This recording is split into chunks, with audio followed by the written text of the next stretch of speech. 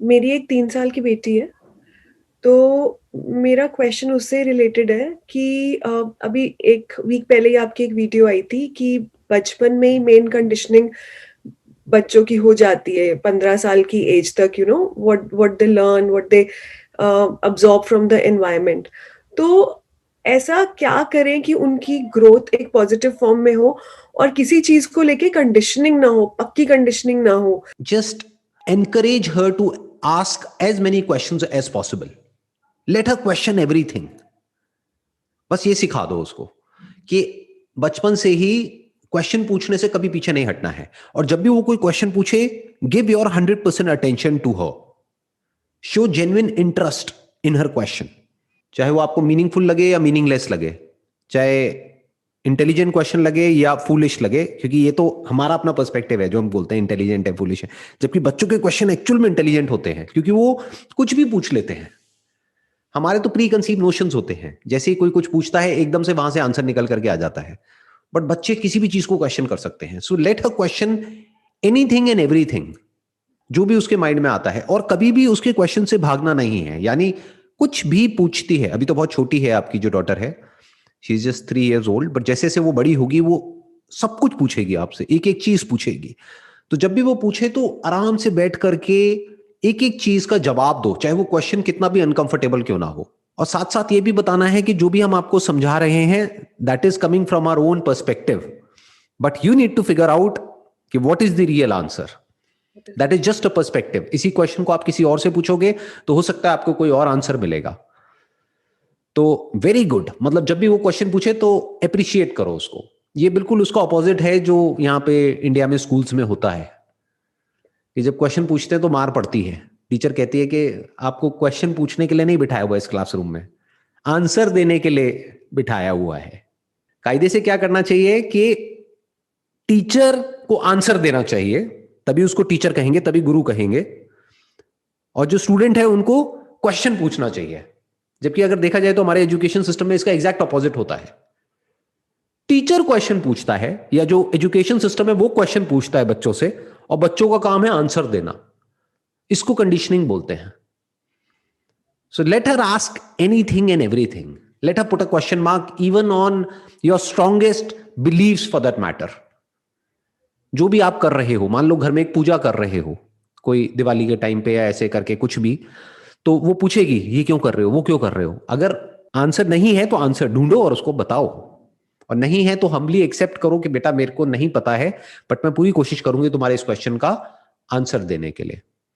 इससे ही एक रिलेटेड दूसरा क्वेश्चन है। मैंने कहीं पढ़ा था कि बच्चे, आप उनको जो बोलते हो वो नहीं समझते, बट आप जो करते हो वो सीखते हैं। तो कुछ चीजें अगर हम में नहीं है तो वो अपने बच्चों में कैसे लेके आए। For example, there is one thing कि कितनी भी स्ट्रॉम आ जाए, but you have to be calm. एक आपका भी सेशन था that there was a painting, there was a storm and but the person was very काम.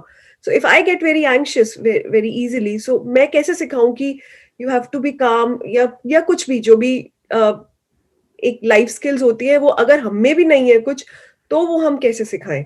अगर एक्चुअल में आप उसको कह रहे हो डोंट बी एंशियस, और आप खुद एंशियस हो, तो पहले अपनी एंजाइटी को ओवरकम करो, फिर उसको बोलो. नहीं तो उसको क्लियर बोल दो जो सच है. अगर बच्चों को कुछ सिखाना ही है ना, तो सच बोलना सिखाओ, सच सुनना सिखाओ. That is more important than any skill और any habit for that matter. कि उनको सच बोलने की आदत पड़े, और सच बोलने पर उनको एप्रिसिएशन मिले, और हम भी सच बोले. ये बहुत जरूरी है. मतलब इमीडिएटली अगर आपसे भी कोई गलती हो गई, जैसे आप उसको कुछ सिखा रहे हो और आपने खुद ने वो गलत काम कर दिया या आपके हस्बैंड ने कर दिया, तो इमीडिएटली आप लोगों को उसको सॉरी बोलना चाहिए कायदे से. जैसे मेरी बेटी मेरे को टोकती है, मैं अपने फ्रेंड्स के साथ में जब फोन पे बात करता हूं तो एक आध वर्ड कोई ऐसा मुंह से निकल जाता है, तो इमीडिएटली उसकी आवाज आ जाती है पीछे से, पापा. तो मैं कहता हूं अच्छा सॉरी सॉरी सॉरी. कहने का मतलब है कि जो भी आप करते हो उसी से वो सीखते हैं बच्चे, इसमें कोई डाउट नहीं है. और एक्चुअल में अगर आप थोड़ा और डीपली अगर इसको समझेंगे फ्रॉम द साइकोलॉजी पर्सपेक्टिव, आप भी क्या हो, वो नहीं जो आप बोल रहे हो, वो जो आप कर रहे हो. कोई भी इंसान बोलता कुछ और है, एक्चुअल में होता कुछ और है. तो कोशिश करो कि अपने आप को जो आप कर रहे हो उस लेवल पे चेंज करो, और नहीं कर रहे तो एक्सेप्ट करो इस बात को, और अपने बच्चे को बताओ कि बेटे मैं तो नहीं कर पाई अपनी इस प्रॉब्लम को ओवरकम, हो सकता है तुम भी ना कर पाओ, बट हो सकता है तुम कर जाओ। डोंट टेल हर कि ये सही है ये गलत है। फॉर एग्जाम्पल स्मोकिंग है, तो आप अपने पर्सपेक्टिव से कहेंगे तो आप क्या सिखाएंगे बच्चे को? अरे बहुत बुरी चीज होती है, कभी हाथ भी मत लगाना, ये मत करना, वो मत करना, ये हो जाता है, वो हो जाता है। ये सब बोलने की क्या जरूरत है? उसको बताओ देखो इसके कुछ बेनिफिट्स भी हैं और कुछ नुकसान भी हैं, तुम्हारी मर्जी, तुम्हें पीना है पियो, नहीं पीना मत पियो। उन पे छोड़ो ना, तभी तो वो सोचेंगे, तभी तो उनका माइंड डेवलप होगा। हमारी स्पेशली इंडियन पेरेंट्स की प्रॉब्लम क्या होती है, ये हमारे नस नस में दौड़ रहा है कि हम बेसिकली एक अथॉरिटी की तरह एक्ट करते हैं अपने बच्चों के ऊपर। वी टेल देम ये करो ये मत करो, ऐसे सोचो ऐसे मत सोचो, ये सही है ये गलत है, जबकि हमने खुद नहीं फिगर आउट नहीं किया है। आइडियली क्या करना चाहिए? Let them ask and question anything and everything. जैसे एक हमारे घरों में डायलॉग बहुत चलता है इंडिया में कि भाई बड़ों के आगे ना बहस नहीं करते, बड़ों से सवाल नहीं पूछते, बड़ों को पलट करके जवाब नहीं देते। तो अगर कभी ऐसा कुछ आपके मुंह से निकल जाए तो बी अवेयर कि इमीडिएटली ये बात बोलो उस बच्चे को कि ऐसा कुछ नहीं है। बड़ा छोटा क्या होता है, कोई भी हो सामने वाला, अगर आपको उसकी बात समझ नहीं आ रही है या गलत लग रही है तो उससे पूछो, ढंग से पूछो लेकिन पूछो। अगर कोई भी बात किसी की भी समझ नहीं आ रही, डरने की जरूरत नहीं है किसी से भी। कोई भी है कुछ भी ऐसा कह रहा है जो तुम्हें समझ नहीं आता है तो पूछो, आस्क एवरीथिंग। कभी कभी जैसे हम उसे ऐसे ही बोल देते हैं सिली, तो वो भी हमको हमारी गलती पे बोल देती है silly mumma. So right, because of our conditioning एक बार को सुन के लगता है what, but then what you are saying goes with that. एक एक लास्ट चीज और, जैसे एक वो कहा जाता है कि बच्चों को सब कुछ मत दो, उनको स्ट्रगल करने की आदत होनी चाहिए, सब कुछ मत दो। मुझे ऐसा लगता है कि मेरा perspective, I don't know it's right और रॉन्ग, कि जब हम कर सकते हैं तो हम क्यों ना करें। जस्ट बिकॉज उनको कल को स्ट्रगल करना पड़ेगा, हम उन्हें आज ही स्ट्रगल करने दें कि हम भी तुम्हें नहीं देंगे, तुम स्ट्रगल करो, क्योंकि हो तुम्हें आगे के स्ट्रगल के लिए रेडी रहना है। मतलब ये मेरे अंदर एक थोड़ा कॉन्फ्लिक्ट रहता है कि इजीली क्यों ना दें, जब हम दे सकते हैं कोई चीज इजीली बच्चों को, तो क्यों ना दें।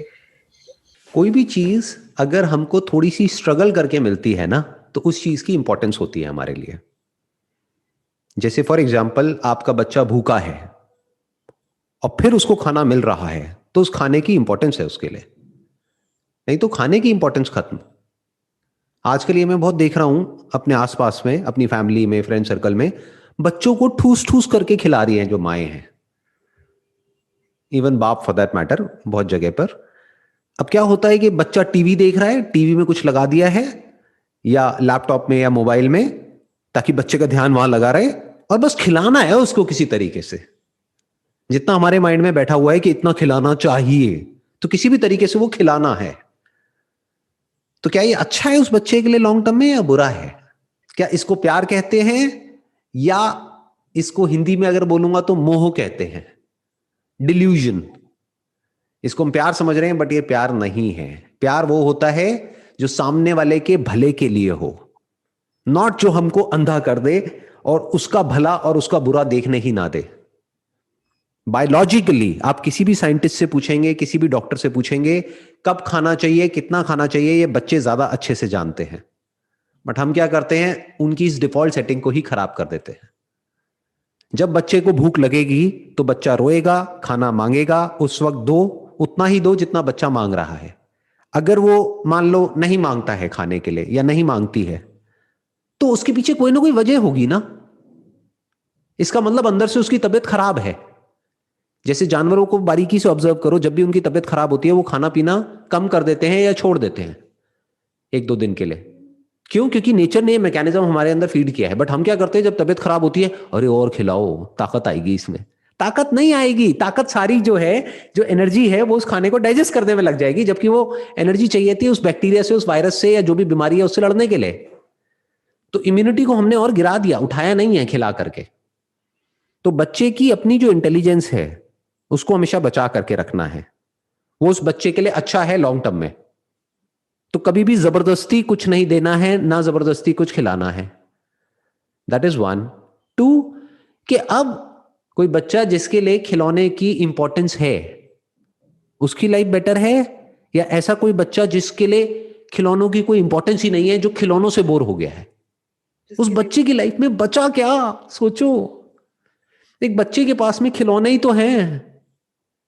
अगर हमने एक्सेस में उसको वो खिलौने दे दिए और सब तरफ से सब रिलेटिव्स ने प्यार के नाम पे खिलौनों से भर दिया उस बच्चे का कमरा, तो अब वो बच्चे को एक्साइटमेंट ही नहीं होता उसको कोई नया खिलौना मिलता है तो, क्योंकि ऐसा कोई खिलौना है ही नहीं जो उसके पास में ना हो। क्यों? क्योंकि हम अफोर्ड कर सकते हैं। तो हमने क्या किया, उस बच्चे के अंदर जो एक एक्साइटमेंट नाम की चीज होती है, जो छोटी छोटी खुशियां हमको मिलती है जब हमको कुछ मिलता है, उसका ही हमने मर्डर कर दिया एक तरीके से, उस खुशी को ही मार दिया। इसलिए बच्चे के अंदर जो चीजें हैं, जो भी कुछ है, उसकी इंपॉर्टेंस होना बहुत जरूरी है। अब इसका मतलब ये नहीं है कि हम बच्चे को कुछ दे ही ना, कि वो मांग रहा है और ना दें। आप समझ गए? दोनों में फर्क समझ गए? एक एक्सट्रीम हमारा माइंड क्या सोचता है कि बिना मांगे ही सब कुछ दे दो, तो क्या होगा, उसके लिए चीजों की इंपॉर्टेंस खत्म। दूसरा है कि वो मांग रहा है और आप दे सकते हो और आप नहीं दे रहे हो, ये गलत है। दे सकते हो तो दे दो, बशर्ते कि वो उस बच्चे को हार्म नहीं कर रहा है किसी तरीके से, बट उस बच्चे की खुद के अंदर से आ रहा है और वो मांग रहा है, not out of your own guilt कि भाई मेरे पास में और मेरे हस्बैंड के पास में टाइम तो होता नहीं है, हम अपना काम में लगे रहते हैं, अब हम इतना कमा रहे हैं, थोड़ा सा बच्चे को दे देते हैं तो वो कॉम्पेंसेट हो जाएगा। ज्यादातर लोग इस वजह से गिफ्ट देते हैं अपने बच्चों को, जबकि उस बच्चे के लिए टाइम ज्यादा इंपॉर्टेंट है। आप उसको मत दो ना टॉयज, बट उसके साथ में टाइम स्पेंड करो। सिर्फ आप ही नहीं, आपके हस्बैंड भी, आपकी फैमिली, सब लोग मिल करके इकट्ठे इस तरीके से टाइम स्पेंड करो जब ना कोई मोबाइल फोन हो आपके पास में, आपके हस्बैंड के पास में, उस बच्चे के पास में, ना कोई गैजेट हो, ना कोई टॉय हो, बस आप तीनों हो। कुछ दिन इस तरीके से स्पेंड करके देखो, वो बेटर है या ये खिलौने बेटर हैं, चीजें बेटर है। ऐसे हमको समझना होता है from the stand point of a parent who is genuinely loving, who is genuinely caring for the child, कि उनको एक्चुअल में दे आर कंसर्न कि इस बच्चे का फ्यूचर अच्छा होना चाहिए। उसके लिए अगर मैं भी बुरी बनती हूं तो कोई बात नहीं, मैं बनने को तैयार हूं। फॉर एग्जाम्पल, आज की डेट में क्या हो गया है, अभी तो आपकी बच्ची बहुत छोटी है, जैसे जैसे बड़ी होगी ना, आप देखोगे बहुत सारी वीडियो गेम्स आ गई हैं बच्चों के लिए। उसमें क्या होता है, वर्चुअल बक्स होते हैं।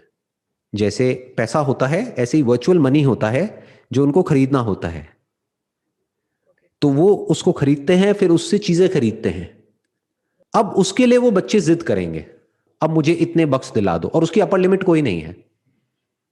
आप उनको 1000 दिलाओ, 2000 दिलाओ, 10,000 दिलाओ, सब 1 मिनट में उड़ा देंगे, क्योंकि साइड बाय साइड वो अपने कुछ यूट्यूबर्स की वीडियोस देख रहे होंगे जो वो गेम खेल रहे होंगे, और उसमें वो दिखा रहे होंगे, देखो I have spent $1 million on this this this this. तो उसकी कोई लिमिट ही नहीं है। इनफैक्ट जहां तक आप कमा रहे हो उससे बहुत ज्यादा वो बच्चा खर्चने के लिए तैयार बैठा है। अब क्या करोगे उस वक्त, सोचो। अब सही डिसीजन क्या होना चाहिए? अगर आपने ये आदत डाल दी उस बच्चे की कि बिना मांगे सब कुछ मिल जाता है, तो जब आप उसको मना करोगे उसके लिए, तो क्या वो बच्चा समझेगा? इसलिए कई बार बच्चे को ना सुनने की भी आदत होनी चाहिए, बहुत जरूरी है ये। आप दिला सकते हो, बट आप फिर भी नहीं दिला रहे हो, just to break that chain of yes, कि बीच में एक नो आया, उस चेन को ब्रेक करना बहुत जरूरी होता है ताकि बच्चे को ना सुनने की आदत हो। नहीं तो जब वो बच्चा बड़ा हो जाएगा और फिर किसी भी चीज के लिए आपने मना किया तो वो रिवोल्ट करेगा और वो बच्चा आप ही के अगेंस्ट हो जाएगा। वो प्यार नहीं करेगा, वो नफरत करेगा। क्यों? क्योंकि उसको आदत ही नहीं है ना सुनने की। तो इसका क्या सोल्यूशन है? जैसे जैसे बच्चा बड़ा होगा उसकी पॉकेट मनी शुरू कर दो, तो उससे क्या होगा, उसको पैसे की इंपॉर्टेंस भी समझ आएगी। उतना ही दो जितना जरूरी है उस एज के लिए, उतना नहीं जितना आप अफोर्ड कर सकते हो सकता है आप महीने का, आप और आपके हस्बैंड मिल करके मान लो 5 लाख रुपए महीने का कमाते हैं। अब बच्चे को आप 50,000 दे सकते हैं क्या? एक 6-7 साल के बच्चे के लिए 50,000 रुपए महीना अच्छा है? नहीं ना। तो उसके लिए उतना ही दो जितना जरूरी है, मान लो 2,000 रुपए महीना, जिससे कि उसको अपना सब कुछ मैनेज करना है। अब वो अपने टॉयज भी इसी में से लेगा बच्चा, अपने जो बक्स खरीदने हैं ऑनलाइन ये भी उसी में से लेगा, जो भी कुछ करना है इसी में से होगा। इसके अलावा 1 रुपए भी और नहीं मिलेगा। बाकी हाँ, जब कोई फंक्शन है, ये है, वो है, कुछ है घर में, तो वहां से थोड़ा बहुत पैसा आ गया कर गया, उसकी भी इंपॉर्टेंस उस बच्चे को समझ आएगी। उसको जोड़ने दो ना पैसे को। उसको बोलना है कि तेरे को ये लेना है, नो प्रॉब्लम, ले अपने पैसे जोड़ो। उसको सेविंग सिखाओ, उसको पैसे को मैनेज करना सिखाओ, उसको पैसे की इंपॉर्टेंस सिखाओ। क्योंकि अगर ये सब उसको नहीं आएगा तो कब आएगा? इसी को कंडीशनिंग बोलते हैं। इसीलिए मैं कहूंगा कि जो मिडिल क्लास में जो कंडीशनिंग होती है, I am basically from a middle class background, जो कंडीशनिंग होती है पैसे को लेकर के, वो एक मायने में बुरी होती है, लेकिन एक मायने में बहुत अच्छी होती है। क्यों? क्योंकि हमको पैसे की इंपॉर्टेंस पता होती है। हमको ये पता है कि पैसा मतलब क्या, कि जब वो 10 रुपए मिलता था मेरे को, तो वो उसकी क्या इंपॉर्टेंस होती थी वो मुझे पता है। Right right. कि जब आता था तो मैं कैसे उसको सेव करता था, कैसे अपनी गुल्लक थी उसमें पैसे इकट्ठे करता था, फिर तोड़ता था, फिर उसमें से कुछ लेता था। तो I understood the importance of money at a very young age. तो आज भी मेरी कंडीशनिंग है, आज अगर मेरे को खर्चना है तो आई ऑलवेज लुक एट कि इसकी वैल्यू है या नहीं है। ये नहीं कि मेरे पास में है तो सही, ले लो ना, क्या फर्क पड़ता है, ऐसा नहीं जी। ऐसे अगर आपका बच्चा सोचने लग गया तो बहुत खतरनाक सिचुएशन में आप चले जाएंगे। स्पेशली आप तो अब्रॉड रह रहे हैं, वहां पर तो आप जितना भी कमा रहे हैं, आपसे ज्यादा कमाने वाले आपके आसपास में बहुत होंगे। तो अगर वो बच्चा इस तरीके से जीने लग गया कि मेरे माँ बाप तो मेरी सारी ख्वाहिशें पूरी करते हैं, तो एक ना एक दिन एक ऐसा पॉइंट आएगा जब जा करके आप अटक जाओगे। जैसे आपकी बेटी है, वो जब बड़ी हो जाएगी वो कहेगी मेरे को तो ये वाला मॉडल चाहिए, लेटेस्ट जो मोबाइल फोन का आया है ना। आज भी जो फोन्स हैं वो 1-1.5 लाख के तो आ ही जाते हैं, हो सकता है उस टाइम पे 5-5 लाख के भी फोन्स आ जाएं। तो उसके दोस्तों के पास में हो, अब वो आएंगे आपके पास में, अब वो आएगी आपके पास में, मेरे को ये 5 लाख का फोन चाहिए। प्लस वो आएगी कहेगी मेरी फ्रेंड के पास में ये वाले शूज हैं, LV के शूज हैं, मुझे भी चाहिए। तो कहीं तो ना बोलना पड़ेगा ना। तो उसको ना सुनने की ये जो आदत है, ये अभी से डालनी पड़ेगी, तभी आगे जाकर के उसको बहुत बेनिफिट होगा लाइफ में।